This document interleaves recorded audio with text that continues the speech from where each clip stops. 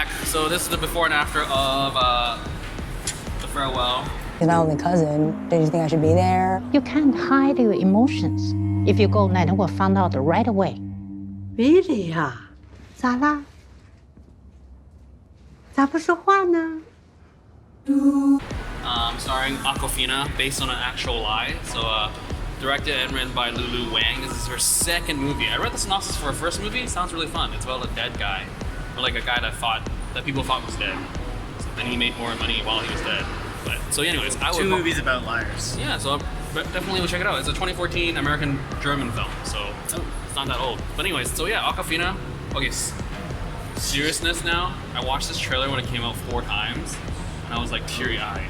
Really? Already, just with the trailer? Because it's like, I get it. Okay. I get it. All right.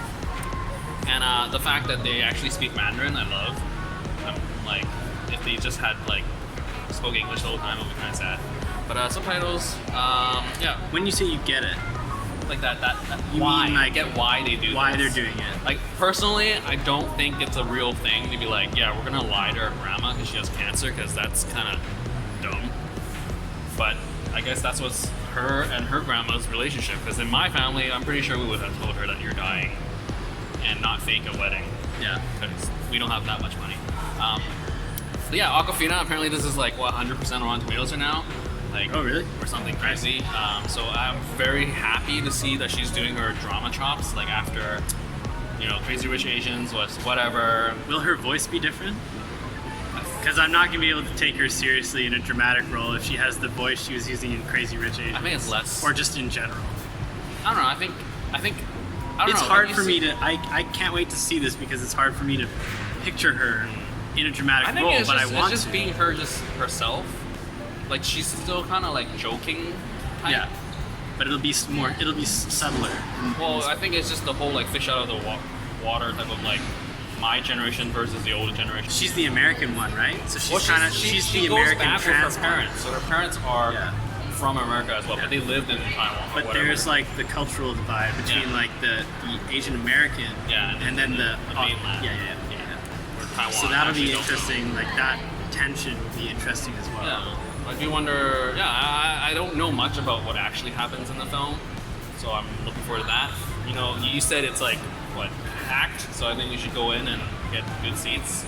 But yeah, so that's yeah, I don't know. I have like, cause we're watching Last Black Man in San Francisco, and that also got pretty great reviews indie-wise. So 2 indie movies back to back. So see how they compare.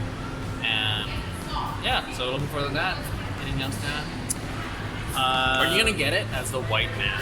Probably not. I feel like if they make me get it, then they've accomplished something really well. Or then it'll be too heavy-handed for me if you get it, maybe. I don't know. But I mean, I'll still be able to find kind of emotional touchstones. I think. Yeah. I think it is like it is. Well, kind because of it's still Hollywood. Well, I mean, but granted, Lulu Wang is from China, so she's not like an American. Well, she is American Chinese, but she didn't she wasn't born in America. I guess there will be those things, like those little touches, like in what was the movie we saw where they left the shoes at the door? Oh, Booksmart. And, yeah. No. Always Be My Maybe. Yes. And you know there was those little touches that made it right. And you didn't get. You got. Not really, but people told me afterwards like that's what I really noticed in the movie, right? Yeah. So was there other people that told you that? Yeah. Okay. So there'll be moments in this movie, I'm sure, that are like that, where people will later tell me, like, that I really appreciated.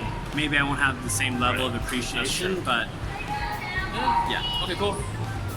We can compare and contrast later. Yeah. I just hope that it's. I'm sure it will be, but I just hope the comedy is a little dark. I think it will. Subtle, dark. I want dark humor. But it won't be like the dead don't die dark. That's so great. Okay, anyways, this is before, and this is after. So, I'm thinking we're probably gonna have a sit-down talk. I mean, we talked for a long time, so I think like we sort of gathered our thoughts, but this movie, I think you said it the best, where it's like raw. I think, yeah, compared to everything I've seen, everything you've seen, like it's so raw, like comparing very it, real. Like we don't want to compare it to The Last Man, Last Black Man of San Francisco, but like I think with San Francisco, it's about a person who has a story that they want to sort of like showcase to the world, and tell a symbolistic like message behind it. But whereas the farewell is literally, I have a story and I'm gonna tell it. The farewell is really at its like core, I think it's just someone telling a very personal story, and the telling of that story is really cathartic. I would imagine for Lulu Wang, and it's and also cathartic for the audience. Like I think there's one line in the movie where it's like, that's the difference between East and West. Like, you know, life is a whole, like you're a part of the whole in the East. But I feel like that sentiment is ironic because when we're watching it, like everyone would get it. Like they've suffered loss either through just, you know, illness or just death. So yeah, illness and death is like one recurring thing that everyone experiences. I mean, we both have personal personal connections. Personal stories that make us connect on a deeper level. And I think, like I was saying before, like, are you gonna get it, white man?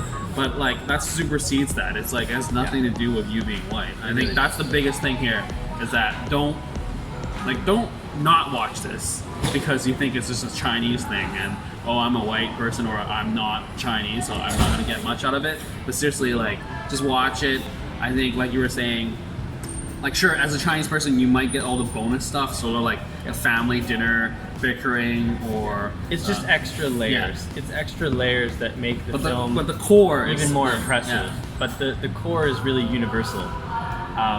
It's a, you know, it's again, I hate using the word relatable, but it is like eminently relatable because everybody has had to deal with family trauma and those types of sufferings, and there are just so many really real, raw, pure, whatever you want to call it, moments in the film, especially with Awkwafina, which is such a great performance.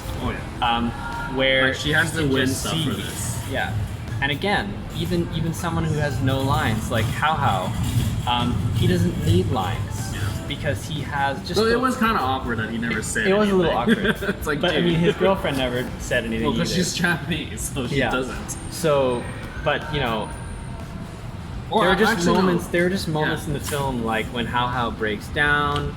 Well, his dad goes up on the stage. Yeah, there are these like very specifically, actually, I don't even want to say specifically orchestrated moments because some of them, like, while the kind of while the emotion of the movie almost kind of threatens to overwhelm you at times, she slips in those moments of comedy that really release the tension. Yeah.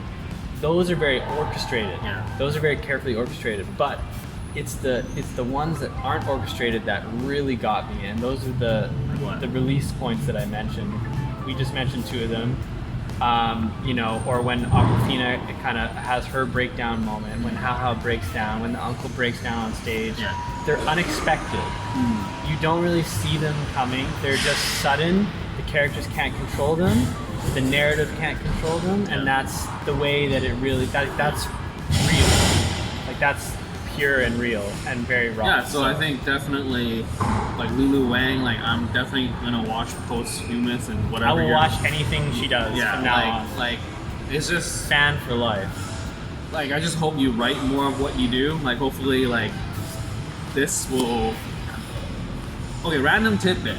On average, on opening weekend, this made more money than Endgame's opening weekend, which is and I'm so happy crazily so happy impressive. In 4 theaters, on average, they made 88,000, and Endgame made 70 something. So I was like, that's crazy. That's just crazy, and I'm so glad that it has 100%. But again, that just shows you how this movie has so many touchstones that people can identify with. Yeah. I mean, like, yeah, that's, like that you don't care about Chinese, you don't care about directorial debuts. I mean, like second features or real life stories, but like 100% are on Tomatoes. Just go watch it because it has 100%, and deservedly so. Yeah, like performances were great. Like, I couldn't.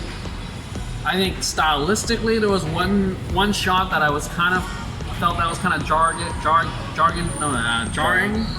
But that was it. I can't think of anything that I would have they needed to fix this. Like, granted, there's like the ending with I think what you said with the that ending would have been like perfect. Yeah. But I think it's kind of uplifting that they tell you what happened to 9-9 because it is based off a real story. So it sort of cements the whole this is real and not just I made it up. Yeah.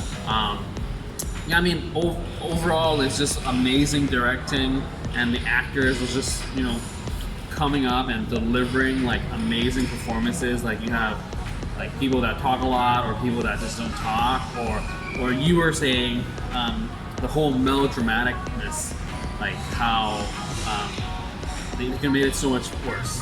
Well, I mean, she could have delved into so many, melodramatic corners with the dad's drinking problem, or the smoking, or whatever, like other people lying about things, but at no point in the film do any of those things become doesn't get in the way, overused or melodramatic, and that's really quite an accomplishment, because most times films do delve into one overly melodramatic aspect, and this one she balances everything. And again, like we were saying, the balance between handling those high emotions and then slipping in comedy at the perfect moments.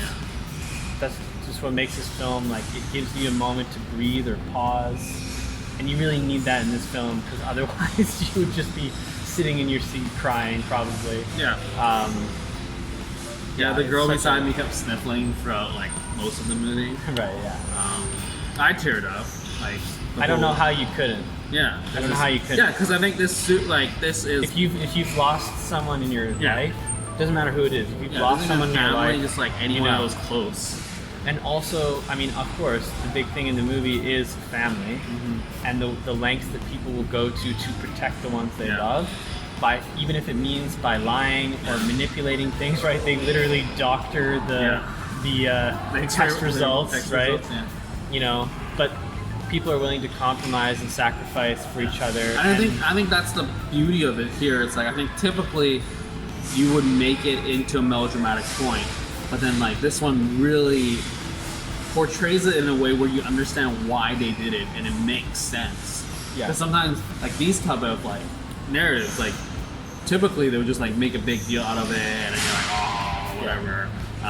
Like, they're just trying to be like, or like there's a simple revelation. There was no revelation. It was just reality, as in like no one came in the movie and go like, oh, I realized I did it wrong. I shouldn't lie to my grandma. I should tell her the truth. Well, that was the other thing. So a really, bizarro world version of this movie would have it be a comedy, like a straight up comedy.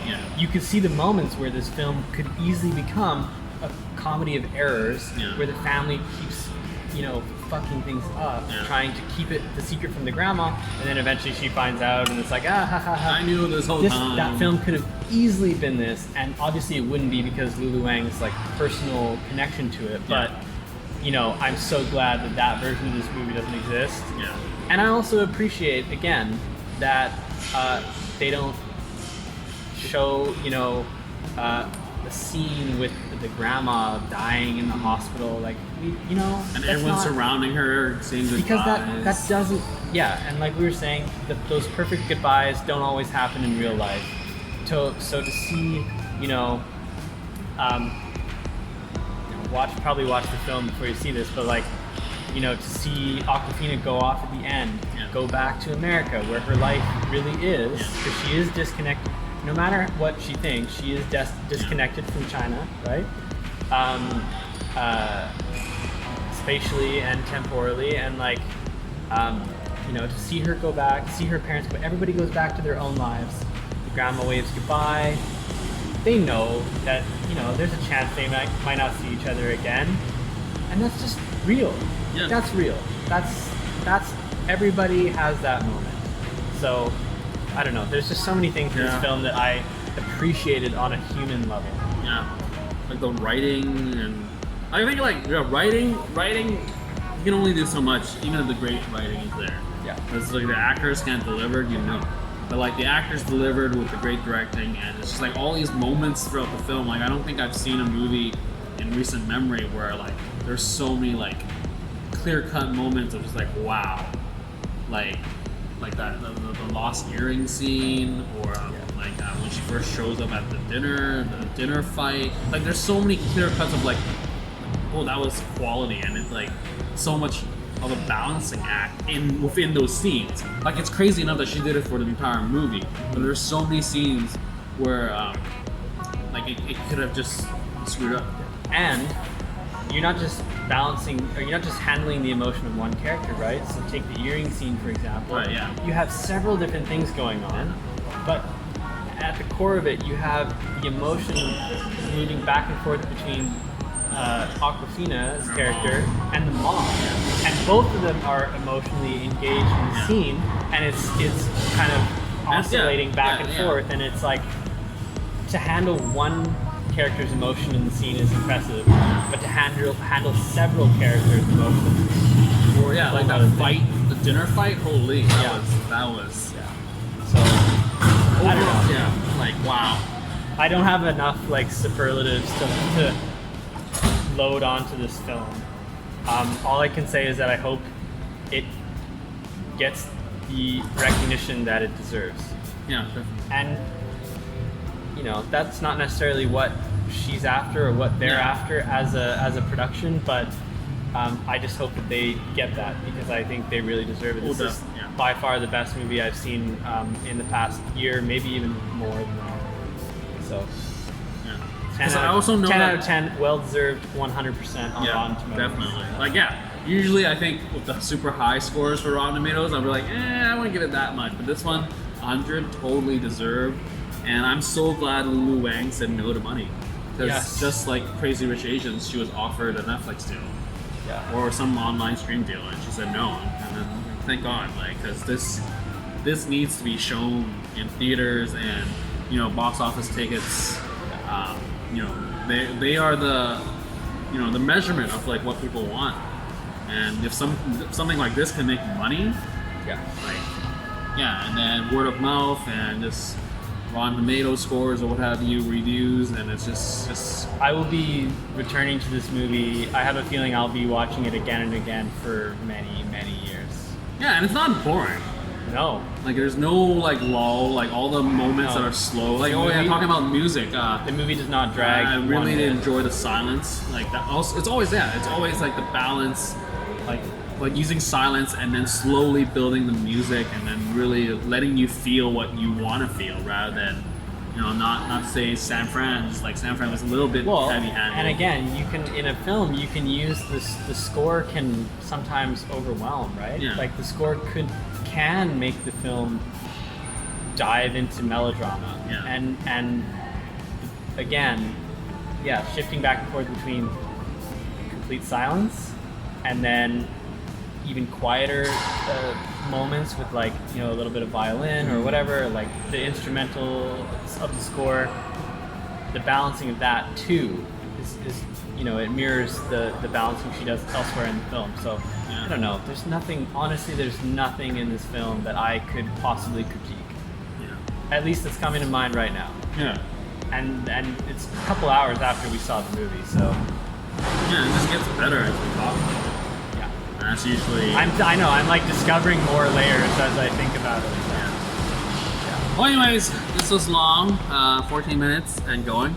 So that's it. So definitely go watch it, support it. This deserves your money. Yes. And buy it, rent it, what have you. This film needs everybody's love. Yeah, like Crazy Rich Asians, people jumped on that boat. I think this one deserves it in terms of Asian representation, but also at the core, just storytelling itself, like film, like cinema, like just watch it on a cinematic value and not any like political or racial whatever. Yeah, it's just that this was a great production, and like standing ovation to everyone that has delivered this project. It was directed really well, acted really well, shot really well, sound, editing, all that stuff. Great stuff. So yeah, that's it. Keep liking, keep watching, and subscribe and share, because sharing is caring. And that's it for the farewell. farewell.